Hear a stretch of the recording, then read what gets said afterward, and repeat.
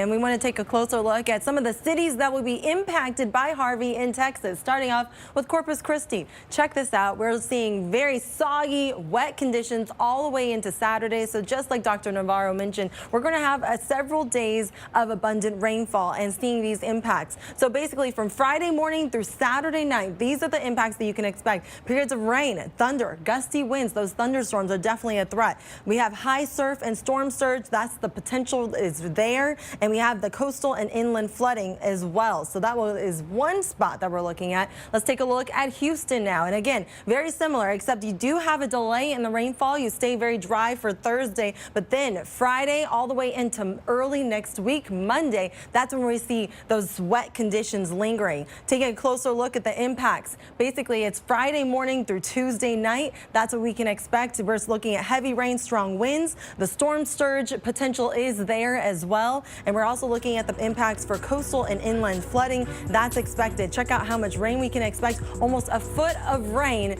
is possible. I mean, it's been a very, very wet and soggy summer overall. Let's go ahead and take a look. A lot of the region has been seeing the top 10 wettest summers so far across the southeast. Birmingham, you're ranking at number 2. Biloxi, Gainesville, and New Orleans all at number 1. A little bit further west, Houston, you're sitting at number 9. So a lot of rain, and unfortunately, we still have a lot more rain to come. So all due to Harvey, we have a whopping 3 to 5 inches still from now ending Sunday night. Some spots in the orange red color, 5 to 8 inches. A little bit further east, though, you can see we're still expecting a good inch of rain. In some spots, the 2 to 3 inches, especially the closer you get to Harvey. But it's going to be soggy, it's going to be humid, and it's going to be warm. It's very tropical. Again, these tropical storm systems starting tomorrow, bringing in that threat for scattered thunderstorms. And again, closer to Harvey, we can still expect possible tornadoes as well. These severe storms can be picking up a lot of rain, gusty winds, as well as the chance for tornadoes. Charleston, South Carolina. Here's a look at your forecast. We're looking at Thursday, Friday, seeing those storms. You might get a break Friday afternoon, but then it doesn't really last that much longer because by Saturday afternoon, that's when those showers pick up. Then you get dry conditions Sunday and Monday. And believe it or not, it's been 12 years since Well, last year, dangerous Category 3 Hurricane Matthew skirted just offshore the Florida Peninsula, but that storm never made landfall in that state. Believe it or not, it's been 12 years since a Category 3 or higher hurricane has made landfall in the United States.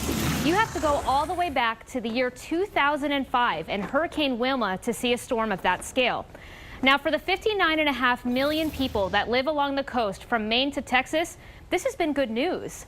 But over the years, we've had a population increase, and now we're up to 5.1 million people since 2006, or just a little bit over 9% change. And of course, with all of these people comes infrastructure.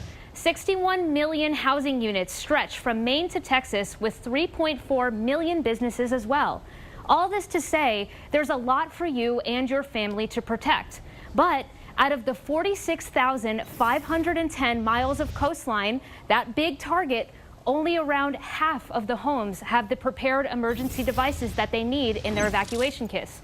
Make sure this hurricane season and potentially the next couple of days, you have all of these things in your area and you are aware of what you need to do to get ahead of the game. We have a few things for you here to help you get prepared for what's coming over the next coming days. A few simple things that you can do in the meantime while you still have time to act. Make sure that you secure any loose items around the house and in the exterior of the house so that they don't get caught in the wind or fly off as debris. You want to avoid any and all unnecessary travel if you can, and be prepared for long-term power outages and lack of communication from your devices. Believe it or not, if a hurricane wasn't enough, you also want to be ready to take shelter if a tornado warning is introduced in your area, because that is also a threat that we have with landfalling tropical cyclones. You want to stay out of the water if at all possible, because there are a lot of dangers that you cannot see when you enter into that water, and stay and monitor the situation as closely as you can given the circumstances. Now, as far as your home goes, there are again some simple things that you can do in the meantime to be prepared. Make sure that you have plenty of water, a gallon per person per day if possible. You want to have a 3-day supply of food for evacuation, and again, if you're not able to get out of your house, and at least have plenty of canned food and non-perishable food up to 2 weeks for your home. Again, you want to make sure also that you have any and all medications that you might need, at least up to a week, because it may be a while before you can get back into the doctor's office or back to your pharmacy to get those medications. And while we can review your evacuation plan, know where to go if you are under an evacuation, and update your emergency kit if necessary. Here's the latest information that we have now on Tropical Depression Harvey. We do have tropical storm and hurricane watches here for much of the Gulf Coast. These hurricane watches here showing you that 70-mile-per-hour winds or more, hurricane force winds, are a potential here for South Texas. So folks here along the coast, even up towards Louisiana, Mississippi, and inland in Texas, you want to go ahead and make sure you're taking precautions now. Now is the time to act, to be prepared if you are under or really even near any of these warnings. So again, tropical storm watches also show that conditions are favorable. It's not just the wind that we're talking about, it's the very heavy rainfall potential as well as the storm surge.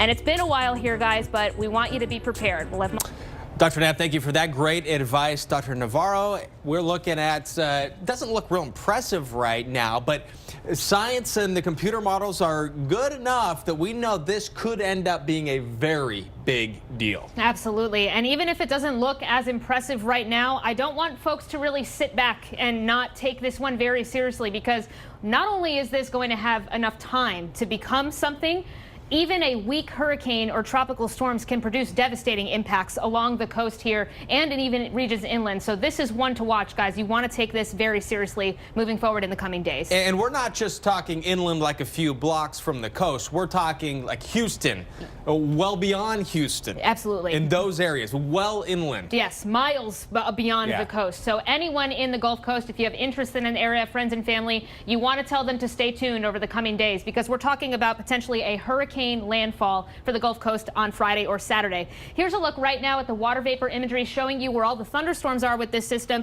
This is Mexico down here, the Yucatan Peninsula, but Chris, lots of activity going up right here right now. This is where the center would be on that storm, where those yellow colors are starting to come up a little bit. So this storm is trying to get its act together. And if you look at the wind streams, I'm throwing the upper level winds right now, notice that there's not a whole lot happening right over the system. Much of the stronger wind here is to the north. So this is typically a bad situation for hurricanes, but because that wind is further away, it's allowing these thunderstorms to continue growing and being able to reach to upper levels of the atmosphere, which helps them to grow and strengthen and ultimately strengthen the storm. So that the weak upper level winds is going to exacerbate the potential here for this storm to really continue to grow over the next coming days and strengthen into a hurricane. So this is moving fairly quickly, but now we're looking at early on the day on Saturday, and models are showing a hurricane landfall here just north of Corpus Christi. This is one model's interpretation of this system, so there could be some discrepancy in the details. But the scary thing with this forecast is that Monday, so now 3 days after the hurricane makes landfall, we still have a hurricane down near the Gulf Coast. It looks like the center may have come on shore, maybe not, maybe now back offshore. Yeah. It's a little scary, yes. Yeah. This, right now, models are anticipating or suggesting that this could continue to strengthen even after it makes landfall. We have a lot of water, not only just to the south, but it's been very wet in Texas, and that could actually help increase the danger of the situation. All right, it's going to be very interesting to see how this plays out.